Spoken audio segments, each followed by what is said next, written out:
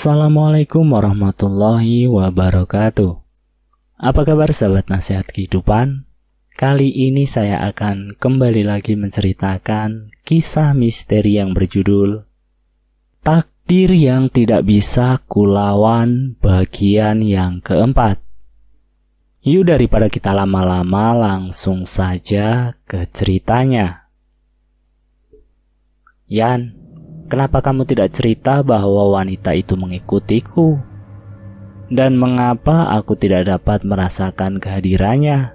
Tanyaku. Aku tidak mau kamu panik, Vin, kata Rian. Apa kamu tidak bisa mengusirnya agar dia tidak bisa mengikutiku? Aku merasa kasihan padanya, Vin. Sepertinya dia memiliki beban yang sangat berat hingga rohnya tidak tenang, kata Rian. Dia jin ya, Yan? Kan kamu sendiri yang bilang, jin itu menyerupai orang yang telah meninggal untuk mengganggu manusia. Sayangnya dia bukan golongan jin seperti yang kamu bilang, jawab Rian. Lalu dia dari golongan apa?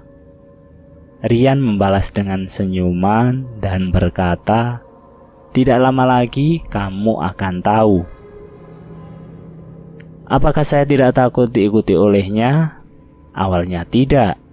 Namun setelah aku mengetahui bahwa dia mengikutiku, saya sangat takut. Sampai-sampai saya mengajak Rian untuk menginap di rumahnya. Namun Rian menolak. Mungkin maksud dari Abi Iwan memberitahumu tentang hal itu supaya kamu berani menghadapinya, Vin. Cobalah kau lawan rasa takutmu. Memang ada benarnya juga perkataan Rian. Mungkin saja saya memang harus melawan rasa takut itu sendiri. Ketika saya sampai di rumah, ingin rasanya aku tidur bersama Kak Dina di kamarnya karena rasa takutku kian melunjak dan kakiku lemas.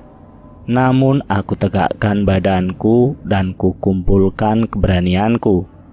Kalau tidak kumulai sekarang, kapan lagi? Kataku dalam hati. Sesampainya di tempat tidur, aku mencoba untuk tidur. Tapi rasanya sangat sulit. Aku mencoba mengguling-gulingkan badanku untuk mencari posisi yang nyaman. Namun aku masih tidak dapat tenang. Perasaan takut masih menyelimutiku sampai tak terasa sudah tengah malam. Akhirnya aku memutuskan untuk sholat tahajud untuk menenangkan jiwaku.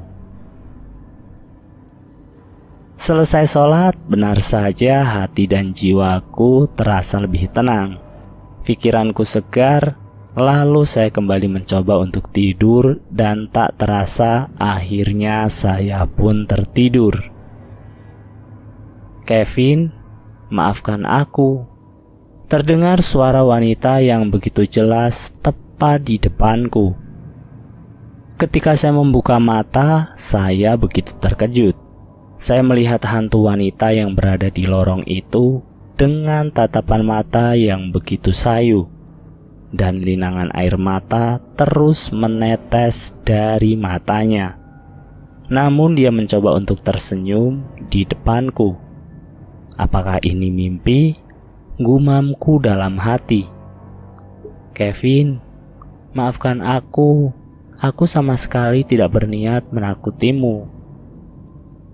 Siapa kamu sebenarnya? Kataku. Namaku Yuni. Aku hanya ingin meminta sebuah pertolongan kepadamu, katanya. Kau ingin aku melakukan apa? Aku ingin kamu. Sebelum saya mengetahui apa yang ingin Yuni katakan, tiba-tiba saya terbangun dari mimpi. Tapi kenapa Kak Dina ada di sini? Kenapa dia memelukku dengan begitu erat? Dan kenapa dia menangis? Vin, ini kamu kan? Iya kan? Tanyaku sambil memelukku dengan erat dan dengan air mata yang masih mengalir dari matanya. "Iya kak, ini Kevin. Kakak kenapa?" Sautku yang merasa begitu kaget melihat situasi ini. "Tadi kamu seperti mengobrol dengan seseorang.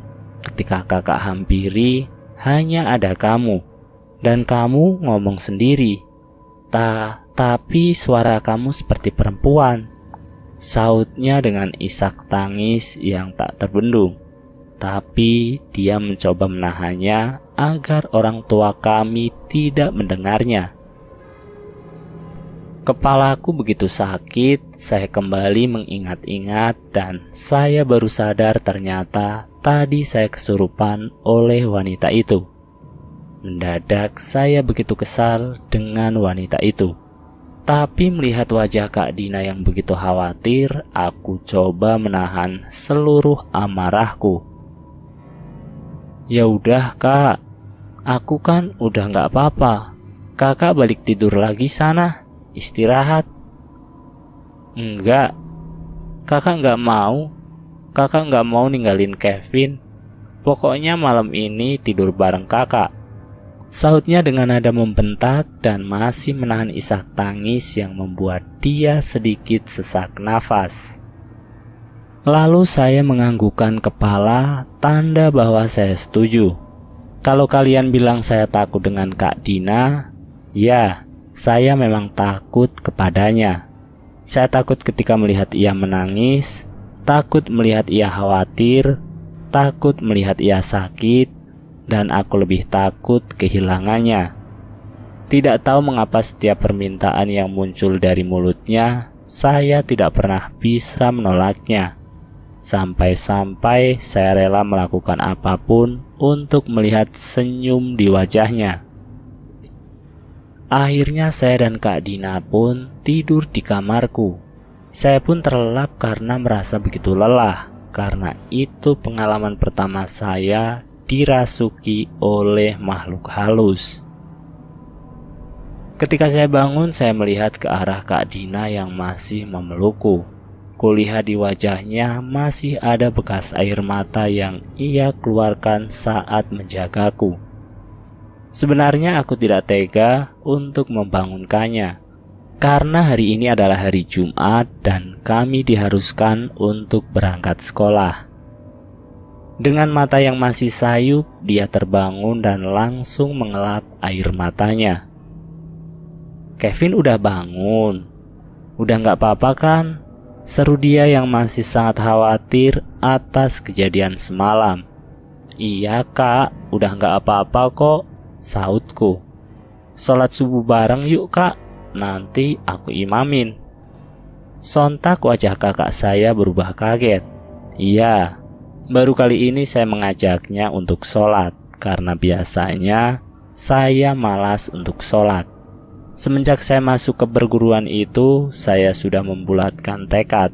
Saya harus menjadi pribadi yang lebih baik. Setelah sholat dan sarapan, kami pun berangkat ke sekolah dengan berjalan kaki. Karena jarak ke sekolah hanya 10-15 menit dari rumah saya. Kakak gak akan bilang sama papa dan mama, asal Kevin mau cerita kenapa bisa seperti itu, kata Kak Dina. "Gak apa-apa kok kak, Kevin cuma kecapean aja, soalnya abis belajar semalaman." Ya udah, makanya mulai sekarang kalau belajar ingat waktu. Sama satu lagi, awas kalau kakak lihat kamu nonton film horor lagi. "Iya kak," sautku dengan wajah menunduk. Tapi aku tahu Kak Dina mengetahui kalau aku sedang menyembunyikan sesuatu. Saya yakin itu. Mungkin karena dia juga tidak mau melihat saya tertekan atas kejadian semalam.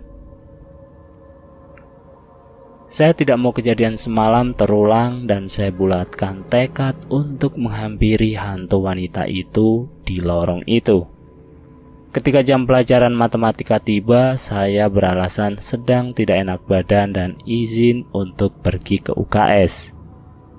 Kenapa saya tidak menghampirinya pada jam istirahat? Karena pada jam istirahat akan banyak murid di lorong itu, dan saya tidak mau dicap anak aneh karena berbicara sendiri ketika saya tiba di lorong itu. Aneh, saya tidak melihat hantu wanita itu. Saya coba memanggilnya karena saya sekarang tahu bahwa namanya ialah Yuni. Saya mencoba memanggil beberapa kali, namun tidak ada tanggapan. Setelah sekian lama mencari, saya masih belum dapat menemukannya, dan akhirnya saya memutuskan untuk kembali besok. Dan tetap nihil, saya tidak dapat menemukannya di setiap sudut sekolah. Bahkan saya sempat bertanya kepada hantu anak kecil yang berada di kebun belakang sekolah. Namun ia bilang sudah tidak pernah melihatnya lagi. Aneh sekali, gumamku, kenapa dia menghilang setelah kejadian itu? Apakah dia sudah pergi ke alam sana? Tapi jika memang dia sudah pergi ke alam sana, kenapa masih ada perasaan janggal? Perasaanku mengatakan dia masih ada di sini, tapi di mana? Bahkan saya pernah bertanya ke guru di perguruan saya, apakah wanita itu masih mengikuti saya? Dan guru saya bilang hantu wanita itu tidak mengikuti saya lagi. Namun guru saya mengatakan, suatu hari nanti dia akan kembali kepadamu. Kenapa tidak sekarang? Gumamku. Hari demi hari berganti, setiap saya ke sekolah pasti saya sempatkan untuk mencarinya. Namun hasilnya tetap nihil. Saya masih juga belum dapat menemukannya. Sampai suatu hari saya menyerah. Banyak tanda tanya yang mengisi penuh otakku. Dan mengapa di saat saya sudah mulai memberanikan diri, dia malah menghilang? Mungkin suatu saat dialah yang akan mencari dan datang padaku. Saya akhiri kisah ini sampai di sini dulu ya. Terima kasih sudah menonton video nasihat kehidupan. Semoga video ini dapat menjadikan manfaat untuk kita semua. Jangan lupa tekan tombol like, share, dan komen. Tekan subscribe untuk mengikuti video kami selanjutnya. Wassalamualaikum warahmatullahi wabarakatuh.